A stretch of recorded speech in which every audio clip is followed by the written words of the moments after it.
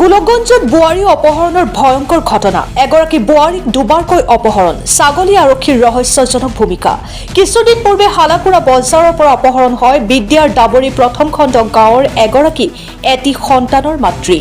অপহৰণ কৰি নিয়ে তৃতীয় খণ্ড গাঁৱৰ মহিবুল ৰহমান নামৰ এজন মুছলমান যুৱকে। এই সন্দৰ্ভত পৰিয়ালৰ লোকে এজাহাৰ দাখিল কৰে ছাগলী আৰক্ষী চকীত। আৰক্ষীয়ে দোষীক গ্ৰেপ্তাৰ কৰাৰ পূৰ্বে আনৰ হতুৱাই মহিলাগৰাকীক আৰক্ষীক গতাই দিয়ে লম্পট মহিবুল। নিৰাপত্তাহীনতাত ভোগা বোৱাৰীগৰাকীৰ আশ্ৰয় লয় ঝিনঝিনিৰ কুটিৰ মোমায়েকৰ ঘৰত। কালি সন্ধিয়া পুনৰ তাৰ পৰাই অপহৰণ হয় বোৱাৰীগৰাকী। স্বামী মোমায়েক ঘৰত নথকাৰ সুযোগ লয় মহিবুল হকে। অপহৰণকাৰীৰ বিৰুদ্ধে আৰক্ষীয়ে কঠোৰ ব্যৱস্থা গ্ৰহণ নকৰাৰ উঠিছে অভিযোগ। শীঘ্ৰেই বোৱাৰীগৰাকীক উদ্ধাৰৰ দাবী জনাইছে পৰিয়ালৰ লোকে। গোলকগঞ্জৰ পৰা বিজু ৰয়ৰ ৰিপৰ্ট, অৰুণোদয় আছাম। মই ক'ব চাওঁ তাৰমানে মোৰ ভাগ্নি যাওয়া রবিবারে মোর ভাগ্নিটাক মহিবুল নামে চেঙাটা উঠে নিয়ে গেছে।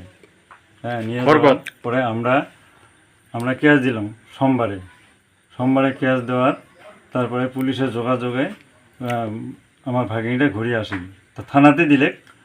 তারপরে আজি আরও মহিবুলে কয়েকটা চেংড়া বেড়া নিয়ে যা আমরা না থাকার সময় ওই সুবিধা নিয়ে আরও তুলে নিয়ে গেছে। তা আমরা ভাবি এসপি সাহেব আমরা অনুরোধ জানাই, হ্যাঁ, যাতে আমার ভাগ্নিটা আনিয়ে দেয়। হ্যাঁ, তারপরে আইনমতে কী করা যায় ওই হিসেবে যাতে করে, এটাই আমার অনুরোধ। যোৰহাটত আছিলোঁ, যোৰহাটৰ পৰা আহি শুনা পালোঁ মহিবুল নামৰ ল'ৰাটো মোৰ মাইকী গোটাই লৈ গ'ল। তাৰপিছত থানাত ইজাৰত দিয়াৰ পিছত তাক লৈ অহাৰ পিছত আজি আকৌ মহিবুল নামৰ ল'ৰাটো তাক উঠাই লৈ গ'ল। আপুনি তেতিয়া ঘৰত আছিলে? মই ঘৰত নাছিলোঁ, তেতিয়া মই বজাৰত আছিলোঁ। আপোনাৰ বিয়া হোৱাৰ কিমান বছৰ হৈছে? বিয়া হোৱাৰ 5 বছৰ হ'ল। এতিয়া আপুনি কি বিচাৰিছে?